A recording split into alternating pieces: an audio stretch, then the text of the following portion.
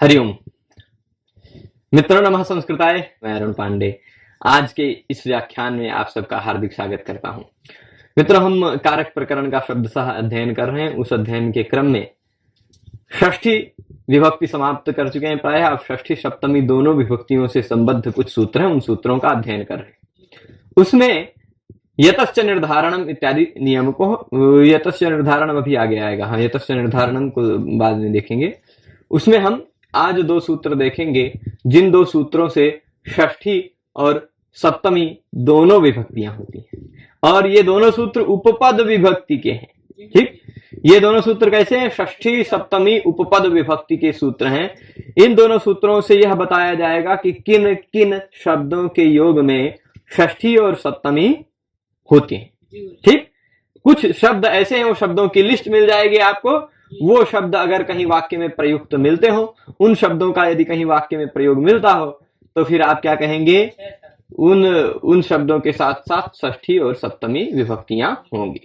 ठीक है, चलिए। तो आज का यह पहला सूत्र है, स्वामी स्वराधिपति दायाद साक्षी प्रतिभू प्रसूतैश्च। स्वामी स्वराधिपति दायाद साक्षी प्रतिभू प्रसूतैश्च, यह नियम है। इसमें आप देख लीजिए, शब्दों की लिस्ट दी है। एक है स्वामी, एक है ईश्वर, अधिपति, सब एक जैसे पर्यायवाची शब्द है। जो स्वामी है वही ईश्वर है, वही अधिपति है ना। और दायाद उत्तराधिकारी कहा जाता है। दायाद, साक्षी, प्रतिभू और प्रसूत, कुल 7 शब्द हैं इस सूत्र में। स्वामी, ईश्वर, अधिपति, साक्षी, प्रतिभू, दायाद, साक्षी, प्रतिभू और प्रसूत। ठीक, 7 हैं कुल। ये क्या करें?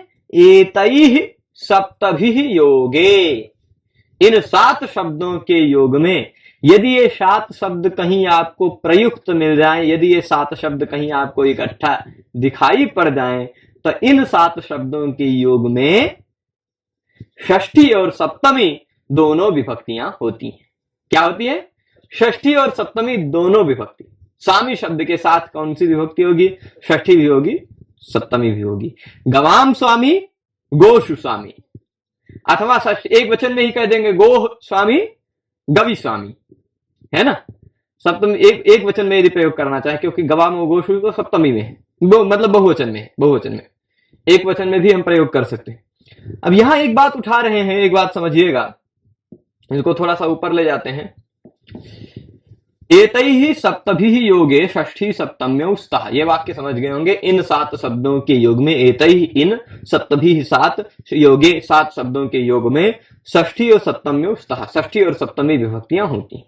अब 7 शब्दों की लिस्ट अगर आपको याद है, तो इन 7 शब्दों के साथ 6-7 होता है षष्ठी सप्तमी। ठीक, ये कारक विभक्ति नहीं है, उपपद विभक्ति है। समीप में ये शब्द हो तो ये विभक्ति होती है, ऐसा कह दिया गया। ठीक है, तो अब देखिए एक बात यहां ये उठा रहे हैं, षष्ठ्यामेव प्राप्तायाम पाक्षिक सप्तम्यर्थम वचनम। भाई, स्वामी है शब्द, ईश्वर है, अधिपति है, दायाद है, साक्षी है, प्रतिभू है, प्रसूत है, इन सभी शब्दों के साथ शेषे षष्ठी शेषे सूत्र से षष्ठी विभक्ति प्राप्त है ऑलरेडी। भाई, स्वामी है तो स्वस्वामी भाव संबंध आएगा ही। ईश्वर है, ईश्वर भी मालिक ही होता है, स्वामी ही होता है, वो भी स्वस्वामी भाव संबंध आएगा। गौम ईश्वर, गांवों का ईश्वर कौन है? जो स्वामी है गायों का। तो स्वस्वामी भाव इत्यादि संबंध आएंगे, विभिन्न प्रकार के संबंध आ सकते हैं। इन सभी शब्दों के योग में षष्ठी ऑलरेडी षष्ठी शेषे से हो ही रही थी। ठीक है, ऑलरेडी षष्ठी शेषे सूत्र से हो ही रही थी।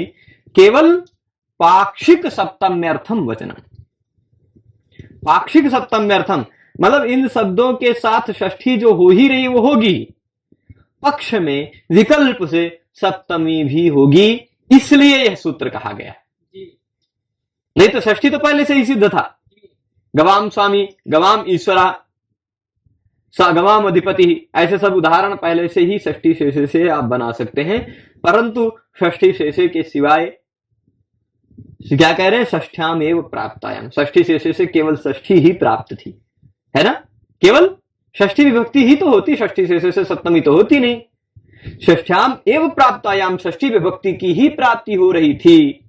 इसलिए पक्ष में सप्तमी भी हो जाए, पाक्षिक सप्तम्यर्थम, पक्ष में सप्तमी भी हो जाए, इसलिए वचनम, इसलिए यह कहा गया है, इसलिए यह सूत्र कहा गया है। यह सूत्र किसलिए कहा गया?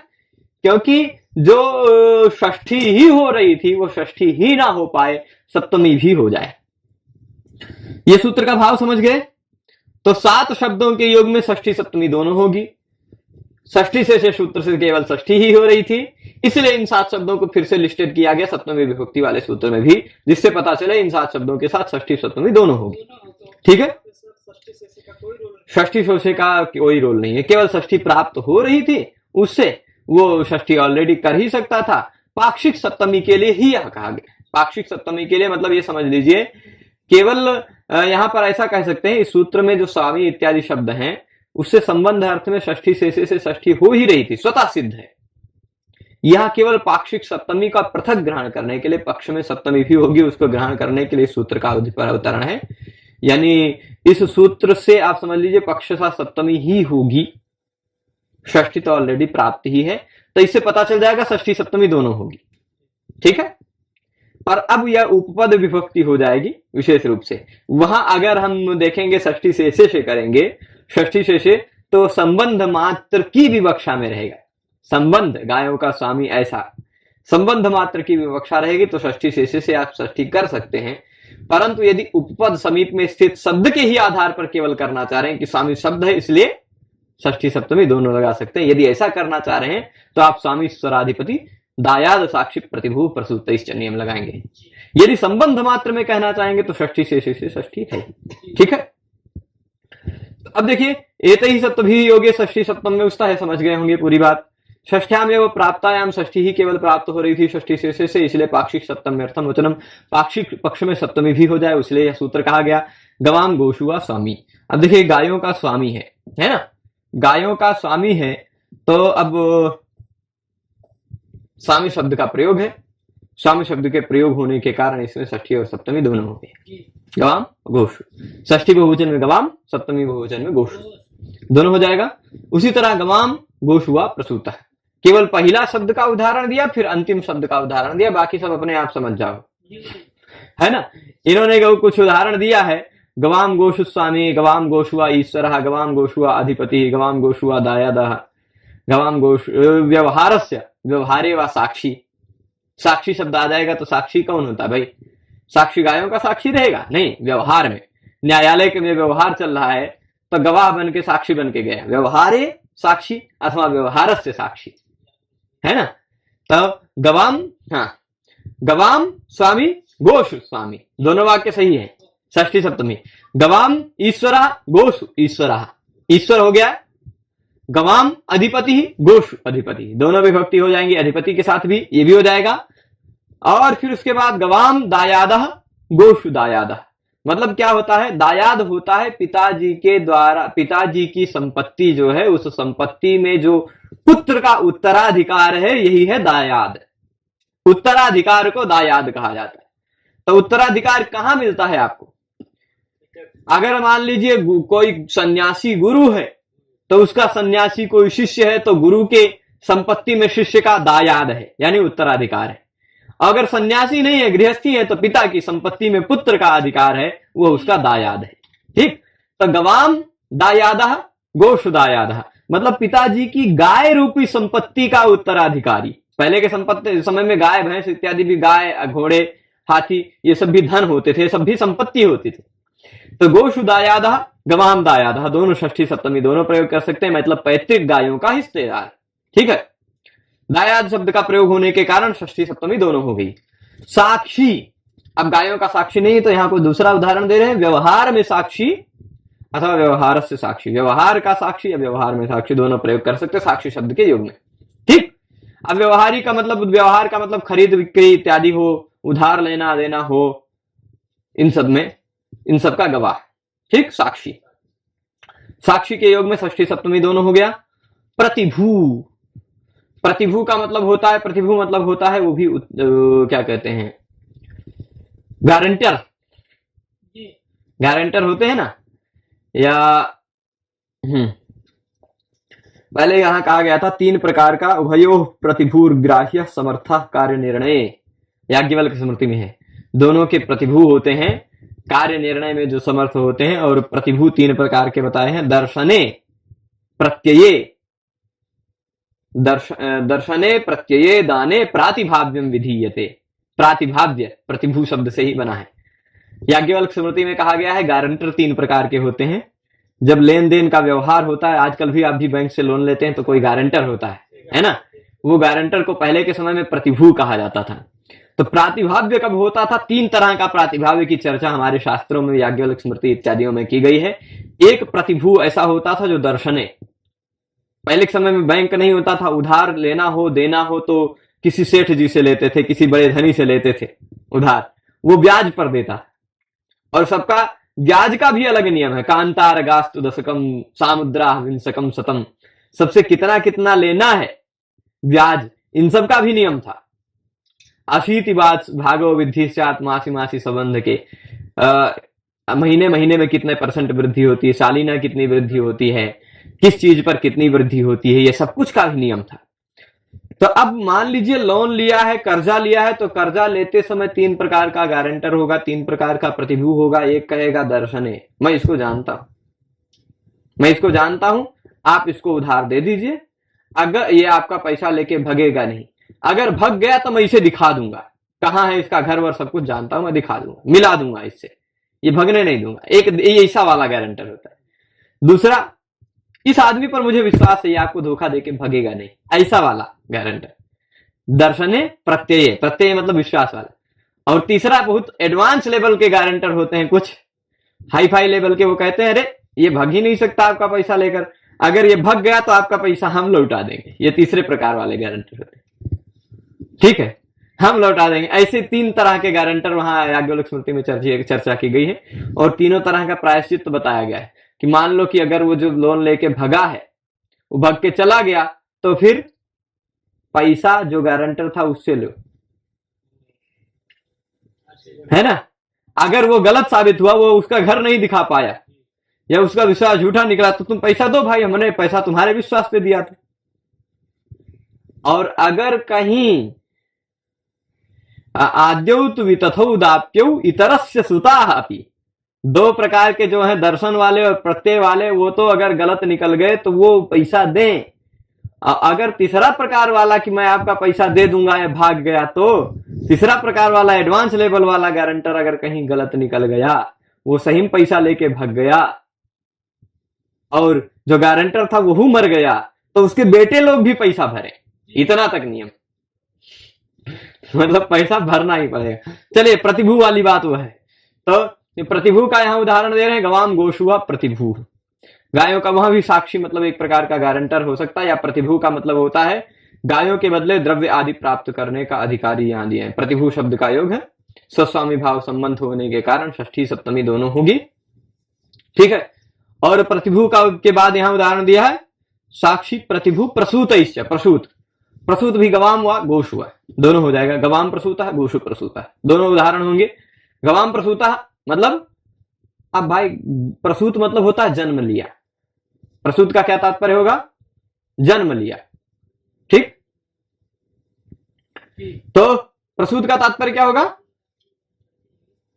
ले लिया, जन्म लिया। अब गवाम प्रसूता, गवाम गोशु प्रसूता, इसका तात्पर्य क्या है भाई? तो उसका तात्पर्य प्रसूता वाले का उदाहरण दे रहे हैं, गाह एव अनुभवितुम जाता इत्यर्था। ये व्यक्ति गायों का ही अनुभव करने के लिए पैदा हुआ है। प्रसूता मतलब पैदा हुआ है, जन्म लिया। यह जन्म किस लिए लिया? गवाम प्रसूता, गायों के लिए प्रसूत, गोशु प्रसूता, गायों में पैदा हो, ठीक। यह अर्थ लिया मतलब गायों का ही अनुभव करने के लिए यह जन्म लिया है, ये ऐसा उदाहरण होगा। तो इन 7 शब्दों के योग में षष्ठी भी हो सकती है, सप्तमी भी हो सकती है। यदि आपको सूत्र याद है तो आपको इसके उदाहरणों में दिक्कत नहीं पड़ेगी। 7 शब्द आप लिस्ट याद रखिए, स्वामी, ईश्वर, अधिपति, साक्षी, प्रतिभू, दायाद और प्रसूत। दायाद थोड़ा बीच में छूट गया। स्वामी, ईश्वर, अधिपति, दायाद, साक्षी, प्रतिभू और प्रसूत, इन 7 शब्दों के योग में कोई भी शब्द है उस शब्द से षष्ठी और सप्तमी दोनों विभक्तियां लग सकती है, ठीक है, चलेगा। तो ये पूरी तरह से क्लियर है इसी तरह का एक सूत्र और है, ज्यादा ऊपर मत जाओ। हाँ, कहा गया ऊर्ध्वं गच्छन्ति सत्वस्था, जो सत्व स्थित होते वो ज्यादा ऊपर जाते हैं, इसलिए ये भी ज्यादा ऊपर जाने लगा था। आयुक्त कुशलाभ्याम चा सेवायाम, 2 शब्द बता रहे हैं यहां भी लिस्ट में, 2 शब्द।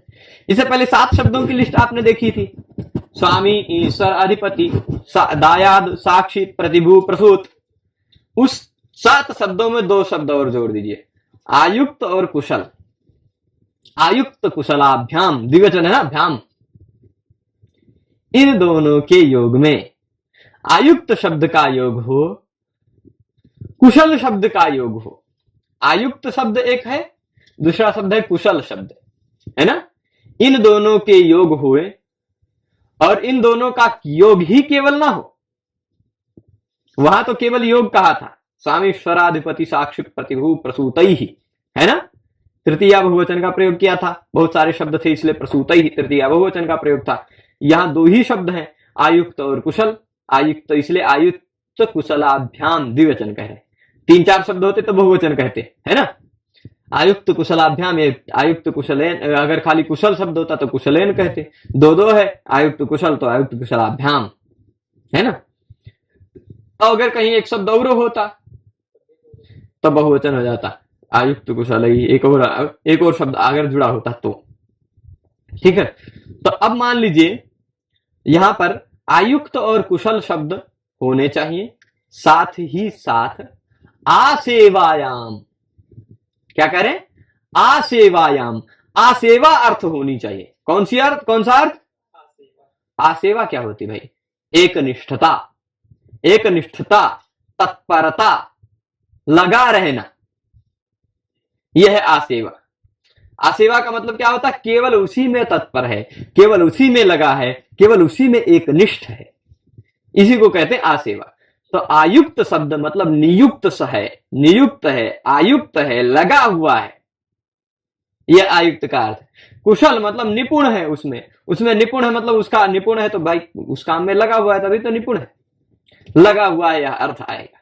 तो आयुक्त शब्द और कुशल शब्द का प्रयोग हो, साथ ही साथ इन दोनों शब्दों का अर्थ हो आसेवा, यानी एकनिष्ठता, एकनिष्ठता, तत्परता यदि विद्यमान हो तो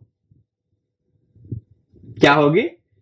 षष्ठी और सप्तमी दोनों विभक्ति हो जाएगी आयुक्त और कुशल दोनों शब्दों के योग में।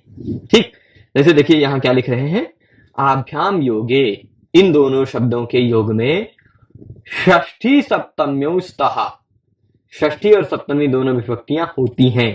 तब तात्पर्य अर्थे, तत्परता अर्थ में, तात्पर्य अर्थ नहीं, तात्पर्य मतलब तत्परता। ठीक भाई, तत्पर शय प्रत्यय लगा देंगे तो तात्पर्य बन जाएगा, और तल प्रत्यय लगा के देंगे तो तत्परता। तल प्रत्यय और शय प्रत्यय का एक ही अर्थ है, ठीक है। तो तात्पर्य और तत्परता, तात्पर्य अर्थे यानी आसेवायाम अर्थे, तात्पर्य जो है वही आसेवा है, वही तत्परता है, वही तात्पर्य है, वही आसेवा है, वही एकनिष्ठता है। ये कई शब्द हम बता दिए इसलिए। तो तत्परता के अर्थ में इन दोनों शब्दों के साथ षष्ठी और सप्तमी दो विभक्तियां होती हैं। अब देखिए, आयुक्त का मतलब होता है व्यापारित, लगाया हुआ। आयुक्त शब्द का अर्थ बता रहे हैं, आसेवा का तो अर्थ बता दिए तत्परता, है ना। आयुक्त का मतलब क्या हुआ? लगा हुआ, उस व्यापार में लगा दिया है, नियुक्त कर दिया है, व्यापारित कर दिया है।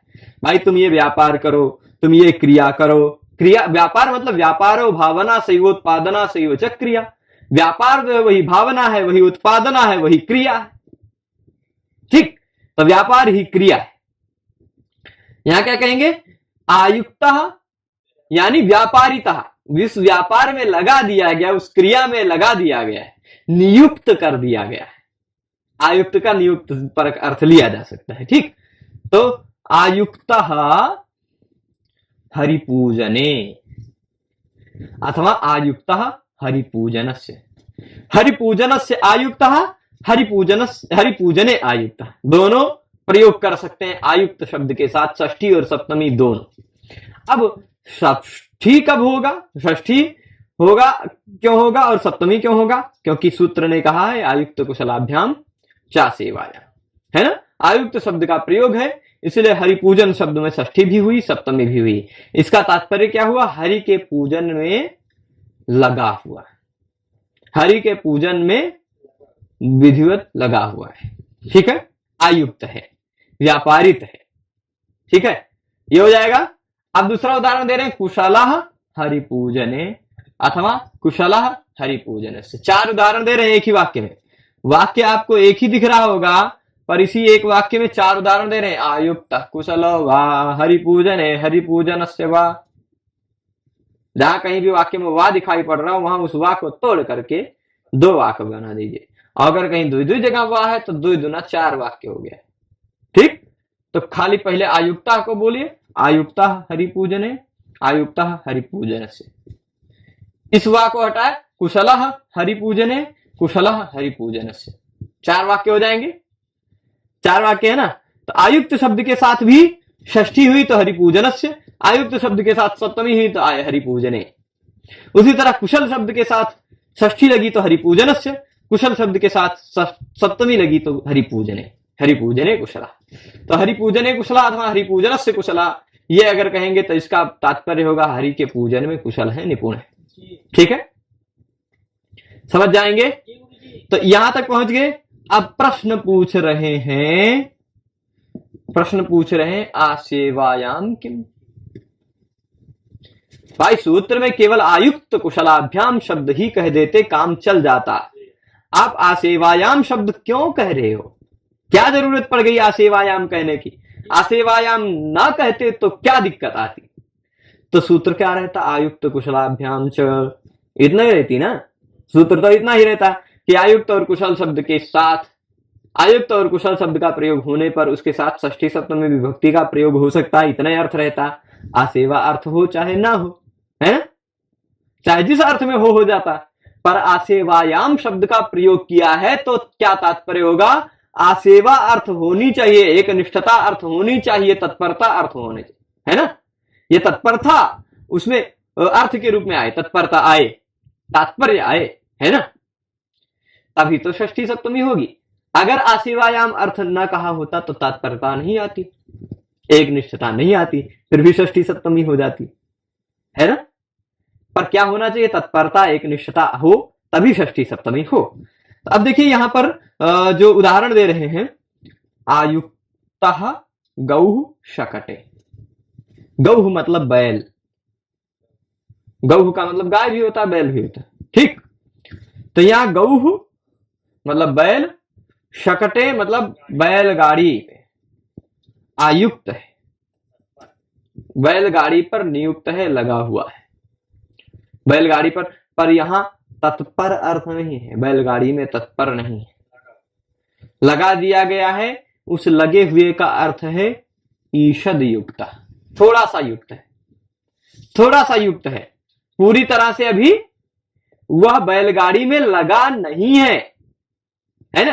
क्या कह रहे हैं यहां? अगर पूरी तरह से लगा हो, पूरी तरह से बैलगाड़ी में तत्पर हो, एक निष्ठ हो, यदि बैल एक निष्ठ हो तब तो षष्ठी सप्तमी दोनों होती। पर एक निष्ठ नहीं करे, ईषद युक्ता, थोड़ा सा जुड़ा हुआ है बैलगाड़ी से, लकड़ी की गाड़ी में थोड़ा सा जुड़ा हुआ है बैल, थोड़ा सा जुड़ना अर्थ है, न कि पूरी तरह तत्पर होना, न कि एक निष्ठता अर्थ है। तो एक निष्ठता या तत्परता अर्थ नहीं है, यहां पर थोड़ा सा जुड़ा होना अर्थ है। इसलिए षष्ठी सप्तमी दोनों ना होकर केवल आधार अधिकरण की विवक्षा में सप्तमी हो गए, ठीक है। तो आयुक्ता गौ शकटे ये हो जाएगा, कोई दिक्कत? इसमें आयुक्त के साथ केवल सप्तमी हुई। इसके बाद इस पाठ में यही रोकेंगे, इसके बाद यतश्च निर्धारणम इत्यादि सूत्र हैं, उन सूत्रों को अगले पाठ में देखेंगे, वो भी षष्ठी सप्तमी के ही सूत्र हैं। तो इस पाठ में यही रोकते हैं। आप सभी लोग पूरे पाठ में जुड़े रहे, उसके लिए सभी को बहुत बहुत धन्यवाद। नमः संस्कृताय।